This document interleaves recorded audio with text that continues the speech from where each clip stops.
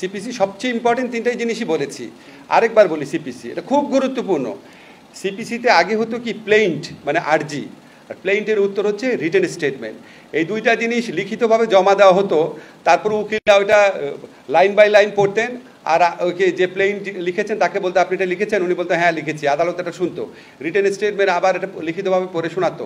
এই লিখিতভাবে পড়ে শোনা, আদালতকে শোনানো, এটা করতে করতে 6টা-7টা শুনানি লাগতো।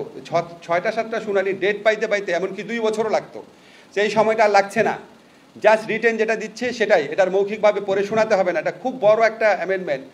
সেকেন্ড যেটা বড় অ্যামেন্ডমেন্ট সেটা হচ্ছে আগে টাইটেল পাওয়ার জন্য একটা মামলা হতো, তারপর হচ্ছে আবার এটা এক্সিকিউশনের জন্য আবার আরেকটা মামলা হতো। অনেকে টাইটেল পেতো, এক্সিকিউশন করতে করতে আরও 5-10 বছর লেগে যেত। এখন একটা মামলাতেই সব নিষ্পত্তি হবে।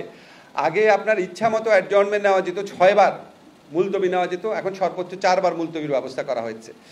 আগে হচ্ছে আপনার সমন জারি করা নিয়ে প্রচুর সময় লাগতো, এখন আপনার সমন জারি করার পাশাপাশি হোয়াটসঅ্যাপে, ইমেইলে, মেসেঞ্জারেও মেসেজ পাঠানো যাবে। ওই মেসেজ পাঠানোর রেকর্ডগুলো আমরা রাখবো এবং এটা এডিশনাল মেজার্স হিসাবে এরকম কিছু কিছু জিনিস করে আমরা আশা করছি মামলার সময় আশা করছি অন্তত অর্ধেক কমে যাবে।